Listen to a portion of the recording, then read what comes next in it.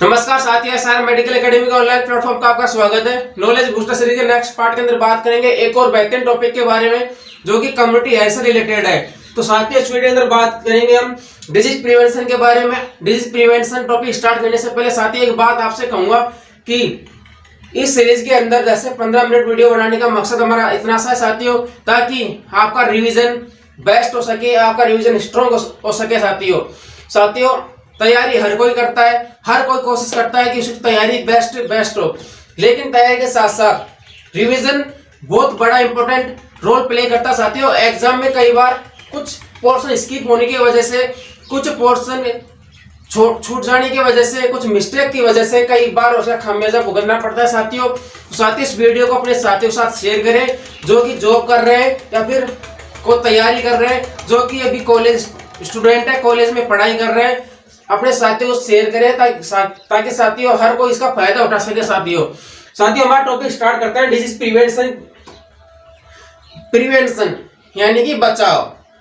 यानी कि साथियों कोई भी बीमारी होने से पहले इस तरह के मेथड्स यूज करना ताकि शरीर के अंदर कोई भी बीमारी हो ही ना हो, और यदि रिस्क फैक्टर प्रेजेंट है और बीमारी हो गई है तो प्रॉपर रूप से ट्रीटमेंट लेकर के उसके कॉम्प्लिकेशन ना हो, बॉडी के अंदर कोई भी हार्मफुल इफेक्ट ना हो। इस तरह के जो बचाव है, इस तरह के जो मेथड यूज किए जाते हैं वही प्रिवेंशन होता है। साथियों बात करें प्रिवेंशन, डिजीज प्रिवेंशन के अंदर कौन कौन से टाइप है, कितने प्रकार का होता है प्रिवेंशन। फर्स्ट है primordial prevention, primary prevention, secondary prevention, tertiary prevention and recently एक अपडेट के अनुसार एक नया जोड़ा गया है जिसको बोलते हैं क्वार्टरली प्रिवेंशन।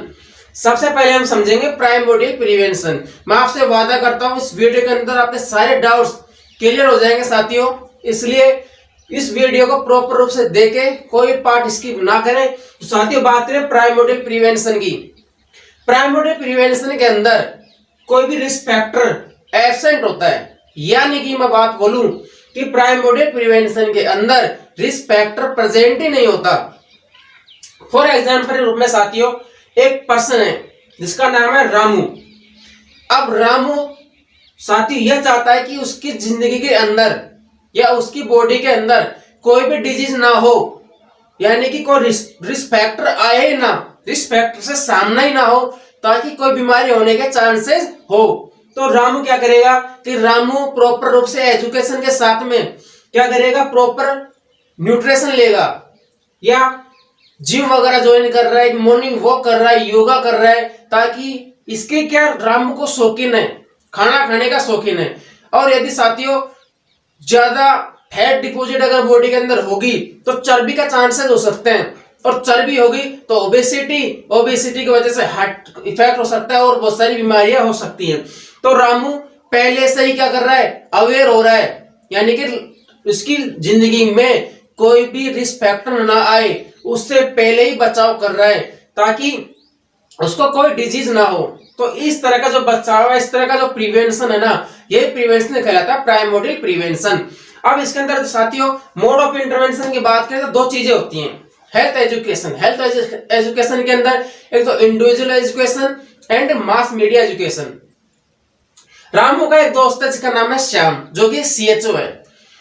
सीएचओ जो है श्याम उसको एजुकेशन दे रहा है, यानी कि पर्सनली एजुकेशन दे रहा है, यानी कि इंडिविजुअल एजुकेशन दे रहा है कि आपको अपनी लाइफ के अंदर क्या क्या सुधार करने चाहिए ताकि आपकी जिंदगी के अंदर कोई रिस्क फैक्टर ना आए और आप बीमार ना हो। मास मीडिया आज जैसे कि टीवी के द्वारा, रेडियो के द्वारा जो भी एजुकेशन दी जाती है साथियों, जैसे कि आपने देखा होगा कई बार स्मोकिंग से रिगार्डिंग एड्स आते हैं, कई बार कैंसर से टाइप के रिगार्डिंग आता है, और आजकल सोशल मीडिया का जमाना था, यूट्यूब, आप हमारी वीडियो देख रहे हो यूट्यूब पे भी कई प्रकार के एड्स आते हैं जो कि अवेयर करते हैं। तो इस तरह का जो अवेयर का जो मेथड है इसको बोलते हैं मास मीडिया। तो प्राइमोडियल प्रिवेंशन के अंदर दो इंटरवेंशन हो गए, हेल्थ एजुकेशन के अंदर individual education and mass media. अब आपको इसके अंदर दो और चीजें याद करनी है कि primordial prevention is the purest form of primary prevention. वापिस सुन लेना साथियों, primordial prevention is the purest form of primary prevention. Second बात याद रखनी है कि primordial prevention is the most common prevention for non communicable disease. Non communicable disease से बचने के लिए ये मोस्ट कॉमन इन जो है प्रिकॉशन हो सकता है साथियों। तो ये बात हो गई प्राइमोडियल प्रिवेंशन की, जिसके अंदर क्या होता है, रिस्क फैक्टर एब्सेंट होता है। बात करें प्राइमरी प्रिवेंशन की, प्राइमरी प्रिवेंशन के अंदर साथियों क्या होगा, रिस्क फैक्टर प्रेजेंट होगा लेकिन डिजीज क्योज नहीं होगी।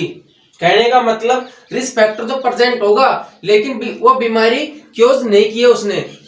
इसके अंदर इसका मतलब ये हो गया कि प्री पैथोजेनेसिस फेज इसके अंदर आएगी साथियों, यानी कि कोई भी डिजीज नहीं है लेकिन रिस्क फैक्टर प्रेजेंट है।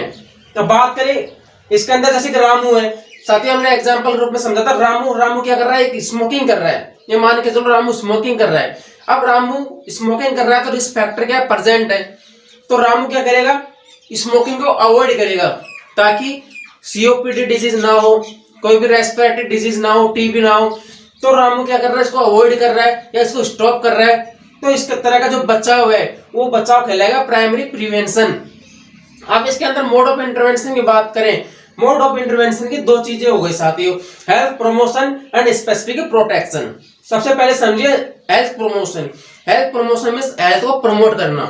हेल्थ को प्रमोट करने का क्या मतलब है कि रामू कुछ मेथड्स यूज करेगा ताकि कुछ इस तरह के चेंजेस करेगा ताकि उसकी जो हेल्थ है वो क्या हो, प्रमोट हो, कि उसकी बॉडी के अंदर कोई भी कॉम्प्लिकेशन ना हो, कोई भी जो रिस्क फैक्टर है उसकी बॉडी के अंदर कोई भी हार्मफुल इफेक्ट ना करे।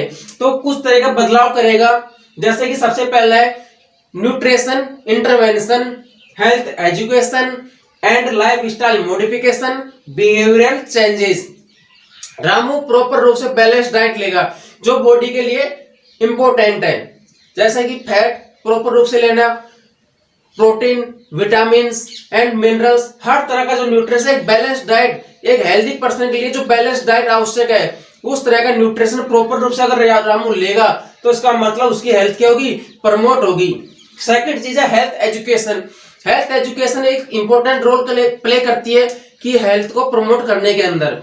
लाइफ स्टाइल मॉडिफिकेशन, यदि रामू के लाइफ के अंदर कोई भी बैड हैबिट्स हैं तो उसको अवॉइड करेगा ताकि जो रिस्क फैक्टर है वो क्या रिस्क फैक्टर से बच सके और उसके अंदर कोई भी बीमारी ना हो। प्रॉपर रूप से एक्सरसाइज करना, प्रॉपर रूप से योगा करना, मॉर्निंग वॉक करना, फिजिकली एक्टिविटी करना और कोई भी खेल में वगैरह में भाग लेना ताकि उसकी लाइफ में कोई भी तरह का रिस्क फैक्टर यदि प्रेजेंट है तो उसकी बॉडी के अंदर कोई भी हार्मफुल इफेक्ट ना डाल सके और वो बीमारी से बचा रहे। तो इस तरह का जो बचाव होगा वो होगा प्राइमरी प्रिवेंशन। और ये हो गया साथियों उसकी हेल्थ प्रमोट हो गई यानी हेल्थ प्रमोशन। सेकंड चीज है बिहेवियरल चेंजेस। यदि स्ट्रेस है, स्ट्रेस रिगार्डिंग कोई भी अगर रामू क्रोध ज्यादा करता है तो उसका जो बिहेवियर को क्या करेगा, चेंज करेगा ताकि जो बॉडी है उसके ऊपर कोई भी हार्मफुल इफेक्ट ना पड़े। बात करें स्पेसिफिक प्रोटेक्शन के साथियों, स्पेसिफिक प्रोटेक्शन यानी कि कुछ स्पेशल तरह के मेथड यूज करके कुछ स्पेशल इक्विपमेंट यूज करें ताकि यदि रिस्क फैक्टर प्रेजेंट है तो रिस्क फैक्टर उसकी बॉडी के अंदर कोई भी हार्मफुल इफेक्ट ना डाल सके, उसकी बॉडी के अंदर कोई भी बीमारी पैदा ना करे। अब साथियों रामू जहां पर रहता है, रामू के आसपास क्या है, रामू के आसपास मच्छरों का माहौल ज्यादा है यानी कि मच्छरों का आतंक है। कहने का मतलब ये होगा रिस्क फैक्टर प्रेजेंट है, वो उन मच्छरों में पता नहीं कब कोई मादा एनाफिलिस मच्छर आकर के इसको बाइट कर ले और मलेरिया क्योज कर दे। इसका मतलब वहां पे क्या है, वहां पर क्या है, रिस्क फैक्टर प्रेजेंट है। तो रामू क्या करेगा, बेड नेट्स का यूज करेगा, मच्छरदानी यूज करेगा ताकि उसके जो मलेरिया से बच के रह सके। सेकंड चीज वैक्सीनेशन। वैक्सीनेशन क्या आएगा साथियों, वैक्सीनेशन भी प्राइमरी प्रिवेंशन के अंदर आएगा। बात करें next, use of helmet to avoid RTA, road traffic accident से बचने के लिए हेलमेट का यूज करना। रामू क्या कर रहा है, रामू रोज मार्केट जाता है। एक दिन वो मार्केट गया, जब भी वो मार्केट जाता है विदाउट हेलमेट यानी कि वो रिस्क फैक्टर साथ में लेके चल रहा है। रिस्क फैक्टर यानी कि वो एक्सीडेंट हो सकता है और एक्सीडेंट अगर यदि हो गया तो उसको हेड इंजरी हो सकती है। इसका मतलब रिस्क फैक्टर प्रेजेंट है। तो रामू क्या कर रहा है, रामू हेलमेट का यूज कर रहा है। तो हेलमेट का यूज किसमें आएगा, प्राइमरी प्रिवेंशन के अंदर आएगा। यूज ऑफ कॉन्ट्रासेप्टिव मेथड ये किसमें आएंगे, ये प्राइमरी प्रिवेंशन के अंदर आएंगे। अब बात करें नेक्स्ट, अब कोरोना का माहौल है साथियों।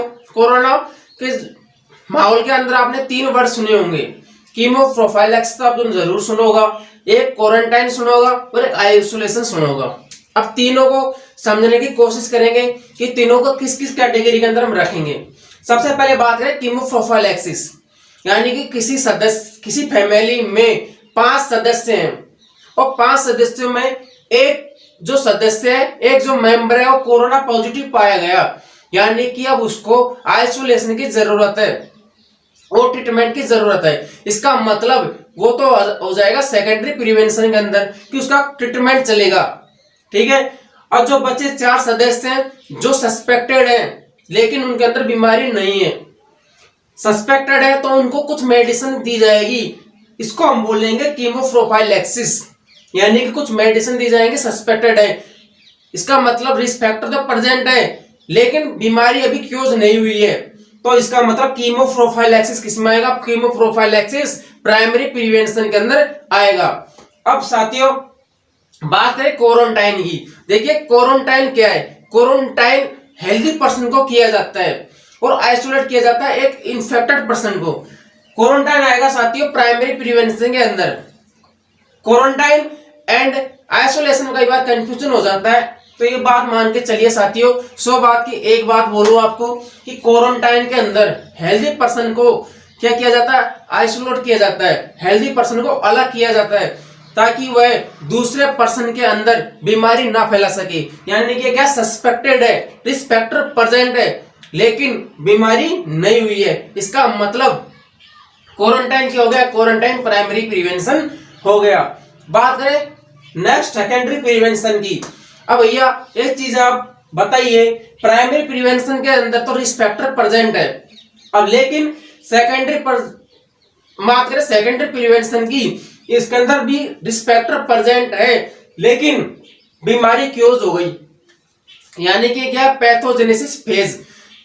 समझने का मतलब यह है कि प्राइमरी प्रिवेंशन के अंदर तो बीमारी नहीं हुई है, वो प्री पैथोजेनेसिस फेज है, before onset of the disease, लेकिन सेकेंडरी प्रिवेंशन के अंदर रिस्क फैक्टर भी प्रेजेंट है और बीमारी भी क्योज कर दी है, यानी बीमारी भी प्रेजेंट है, यानी कि ये हो गई पैथोजेनेसिस फेज। तो साथियों बात करें सेकेंडरी प्रिवेंशन की, सेकेंडरी प्रिवेंशन जैसा कि हमने रामू को लेकर समझ रहे थे कि रामू के अंदर क्या हो गई, बीमारी हो गई, यानी कोई भी डिजीज रामू के अंदर हो गई, रिस्क फैक्टर प्रेजेंट और बीमारी भी हो गई। अब रामू को क्या जरूरत है, रामू को उस बीमारी का ट्रीटमेंट आवश्यक है। अब इसके अंदर क्या जाएगा, early diagnosis and treatment. Secondary prevention के अंदर 2 चीजें इंक्लूड की जाती हैं, अर्ली डायग्नोसिस एंड ट्रीटमेंट। अब समझिए इसको ध्यान से, रामू बीमार हो गए, अब रामू जाता है एक डॉक्टर के पास, डॉक्टर का नाम है डॉक्टर मार्ले। अब रामू साथियों जा रहा है डॉक्टर के पास, अब जैसे ही डॉक्टर की क्लिनिक पे जाता है तो जो डॉक्टर का असिस्टेंट बोलता है थोड़ी देर वेट कीजिए, डॉक्टर साहब अभी दूसरे पेशेंट से कंसल्ट कर रहे हैं। जब रामू का नंबर आता है तो इसको बुलाया जाता है, तो डॉक्टर इसको बोलता है कि आपको मैं कुछ टेस्ट लिख करके दे रहा हूं, तो टेस्ट करवा के लाइए। रामू जाता है, टेस्ट करवा के लाता है, डॉक्टर के पास आता है तो डॉक्टर बोलता है घबराने की बात नहीं है, कुछ मेडिसिन मैं आपको लिख रहा हूं, ये ट्रीटमेंट लीजिए, आप ठीक हो जाओगे। इसका मतलब early diagnosis and treatment. Ramu क्या कर रहा है, रामू ने डायग्नोसिस करवाया और ट्रीटमेंट लिया। इस तरह का जो बचाव है ये बचाव कहलाएगा सेकेंडरी प्रिवेंशन। अब साथियों डायग्नोसिस जो प्रोसीजर है, जो भी ब्लड टेस्ट वगैरह है, जो भी डायग्नोसिस किए जाते हैं वो सारे आएंगे सेकेंडरी प्रिवेंशन के अंदर। अब कई बार एग्जाम के अंदर जो इंपोर्टेंट पूछे जाते हैं इसके अंदर से एक तो पूछा जाता है स्क्रीनिंग कई बार आपको प्राइमरी प्रिवेंशन का देखने को मिल जाएगा, लेकिन मैंने कई जगह स्टडी की है, कई बुक्स के अंदर देखा है, उसी का आधार पर बता रहा हूं कि सेकेंडरी प्रिवेंशन के अंदर बात करें स्क्रीनिंग जो है, स्क्रीनिंग आएगा सेकेंडरी प्रिवेंशन के अंदर। बात करें हम नेक्स्ट पैप स्मीयर, कई बार पूछ लिया जाता है, तो पैप स्मीयर भी आएगा सेकेंडरी प्रिवेंशन के अंदर। बात करें हम मेमोग्राफी, मेमोग्राफी जो है वो भी सेकेंडरी प्रिवेंशन के अंदर आएगी। और कई बार बात करें बेस्ट ब्रेस्ट सेल्फ एग्जामिनेशन, तो बेस्ट सेल्फ एग्जामिनेशन भी क्या है, सेकेंडरी प्रिवेंशन के अंदर आएगा। अब एक इंपॉर्टेंट और चीज बता दो साथियों, सेकेंडरी प्रिवेंशन के अंदर national health programme, national health programme किसमें आएगा, नेशनल हेल्थ प्रोग्राम भी सेकेंडरी प्रिवेंशन के अंदर आएगा। क्यों आएगा, एक चीज बताइए साथियों कि प्रोग्राम नेशनल जो भी प्रोग्राम चलाए जाते हैं हेल्थ से रिगार्डिंग, जैसे कि वेक्टर बोर्न इरेडिकेशन प्रोग्राम वगैरह चलाए जाते हैं, मलेरिया इरेडिकेशन प्रोग्राम चलते हैं, जो भी प्रोग्राम चलते हैं वो कब चलाए जाते हैं, जब डिजीज हो गई है। अरे भैया एक पार्टिकुलर पर्सन के लिए तो नहीं चलाया जाएगा प्रोग्राम, एक पूरी पॉपुलेशन के लिए, पूरी कंट्री के लिए चलाया जाएगा। यानी कि किसी ना किसी को तो हो रही है डिजीज, यानी डिजीज होने के बाद में तो प्रोग्राम चलाया जा रहा है। कोई भी पार्टिकुलर पर्सन के लिए तो नहीं, लेकिन एक पूरी पॉपुलेशन के लिए, पूरी कंट्री के लिए प्रोग्राम चलाए जाते हैं। यानी कि हेल्थ प्रोग्राम जो भी है नेशनल हेल्थ प्रोग्राम, वो किसमें आएंगे, सेकेंडरी प्रिवेंशन के अंदर आएंगे। बात करें टर्शियरी प्रिवेंशन की, यानी कि रिस्क फैक्टर प्रेजेंट है, डिजीज भी प्रेजेंट है, लेकिन डिजीज इतनी बढ़ गई है कि उसका इलाज पॉसिबल नहीं है, उसका ट्रीटमेंट पॉसिबल नहीं है। तो क्या किया जाए, तो ट्राई की जाए कि डिजीज जो है आगे ना बढ़े और फर्दर कॉम्प्लिकेशन ना हो, उसकी वजह से कोई भी फर्दर कॉम्प्लिकेशन ना हो, इस तरह का जो बचाव है वो कहलाएगा टर्शियरी प्रिवेंशन। यानी कि डिजीज हो गई है, बीमारी हो गई है, उसका इलाज पॉसिबल नहीं है, तो उसको लिमिट कर देना, उसका लिमिटेशन कर देना, ताकि फर्दर कोई भी कॉम्प्लिकेशन ना हो और जो पर्सन है वो प्रॉपर रूप से अपनी लाइफ जी सके, बची हुई लाइफ प्रॉपर रूप से जी सके। इस तरह का जो बचाव है वो कहलाएगा टर्शियरी प्रिवेंशन। इसका दो चीजें आ गई साथियों, एक तो आ गया डिसेबिलिटी लिमिटेशन एंड रिहेबिलिटेशन। बात करें साथियों डिसेबिलिटी लिमिटेशन क्या है, यानी कि जो भी डिजीज हुई है उसको उसका लिमिट कर देना, उसको लिमिटेशन कर देना ताकि वो आगे ना बढ़े।